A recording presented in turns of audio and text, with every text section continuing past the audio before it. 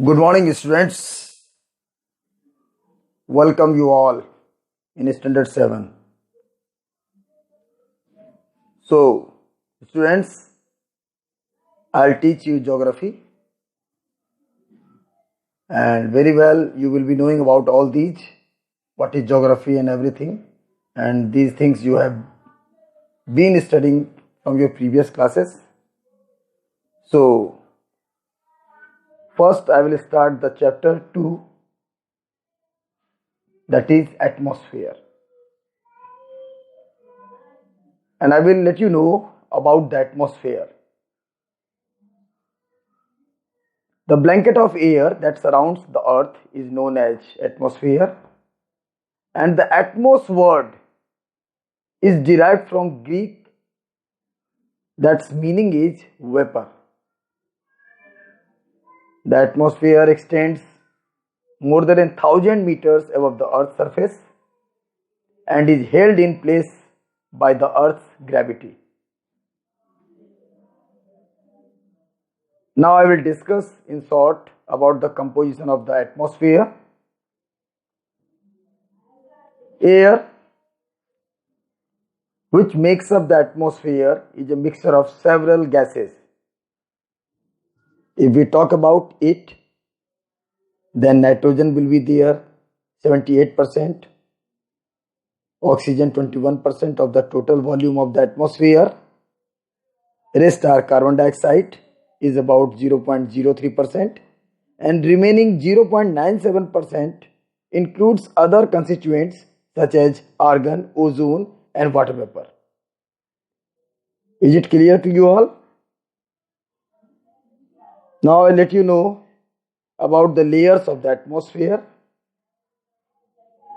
I am going to show the picture.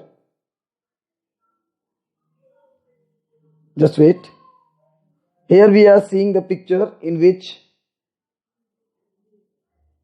from the bottom or surface of the earth up to the 8 kilometer is troposphere. You are looking here. Up to the troposphere we easily survive and also witness several human activities. Likewise, when we go up and witness at stratosphere, from there it reaches around 50 kilometers.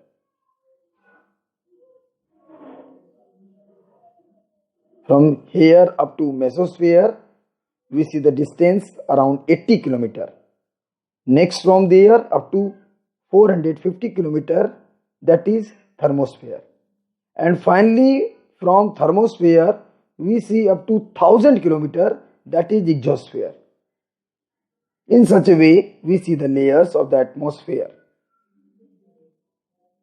Now I would discuss a bit about troposphere, that is said as the lowest and the densest layer of the atmosphere, is known as troposphere. Most of the water vapor, clouds and dust particles of the atmosphere are found in this layer only.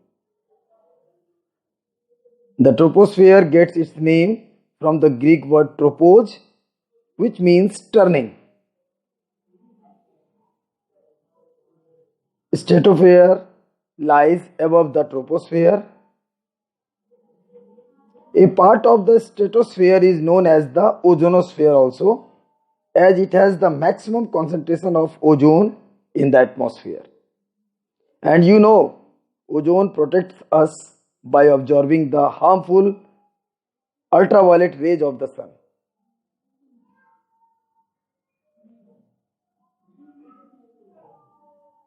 Mesosphere. It lies above the stratosphere, and most of the meteors that we commonly say as burning stars entering the atmosphere usually burn up in the mesosphere. Thermosphere lies above the mesosphere. Here we notice that temperature rises rapidly with altitude in this layer. Do you know meaning of altitude? Means height. Exosphere. It is the outermost layer of the atmosphere. Here, the temperature is very high, in which the molecules of the atmospheric gases are broken into charged particles called ions. So, now you got about the information of the layers of the atmosphere. Moving away,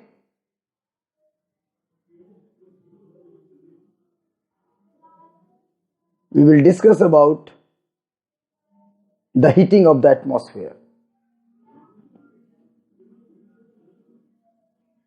and importance of the atmosphere. So first, it is necessary to know about the importance of the atmosphere. The atmosphere is essential for the life on the earth because the atmosphere gives us the oxygen that we breathe. The carbon dioxide in the atmosphere helps plants to manufacture food in the presence of sunlight. The atmosphere stops the sun rays from heating up the earth beyond a certain level. Also, the carbon dioxide in the atmosphere does not let too much heat escape from the earth. So, the atmosphere prevents the earth's surface from becoming too hot or too cold. The ozone in the atmosphere protects us from the harmful ultraviolet rays of the sun. Nitrogen is required in various forms to keep the soil fertile. It helps in the growth of plants which give us food. The atmosphere gives us rain, snow and wind, which are important elements of weather. The water vapor in the atmosphere causes rainfall and snowfall. And wind is nothing but the horizontal movement of air. The atmosphere prevents most meteors from hitting the Earth's surface. These were the importance of the atmosphere that I informed you, and it is very necessary for you all to keep in the mind and memorize.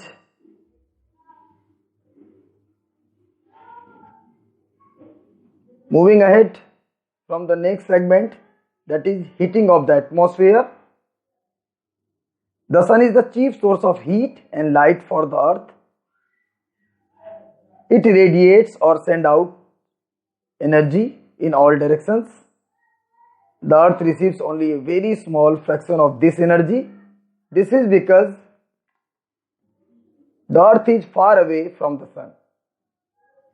The solar energy received by the earth is called incoming solar radiation or insolation. So you are supposed to keep in the mind, the solar energy received by the earth is called incoming solar radiation or insolation. This energy is chiefly responsible for heating the earth's surface. The incoming solar radiation first passes through the earth's atmosphere. The air, the clouds and the dust particles present in the atmosphere reflect a part of the incoming radiations back into space. Air, clouds and dust also absorb a part of the incoming radiation, but this heats up the atmosphere only slightly. About half of the incoming radiation reaches the earth's surface. The earth's surface is heated by this energy. The heated surface of the earth is turned radiates heat. This is called terrestrial radiation. So keep in mind, what is terrestrial radiation? The earth's surface is heated by sun's energy. The heated surface of the earth in turn radiates heat. This is called terrestrial radiation. The atmosphere is heated mainly in the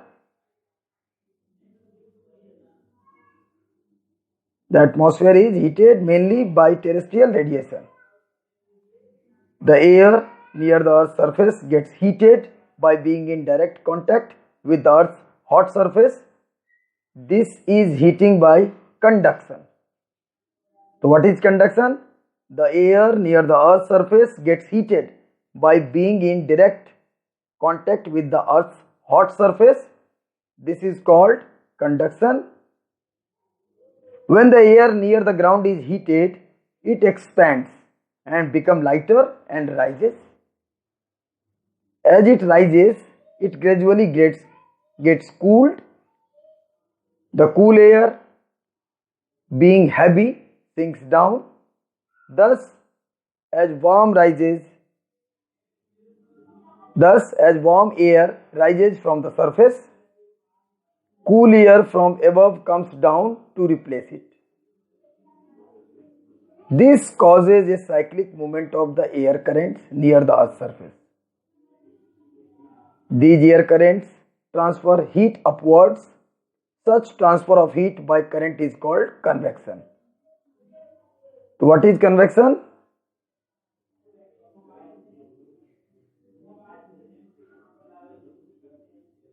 Air currents transfer heat upwards. Such transfer of heat by currents is called convection. So I will show the picture here how it is heated around.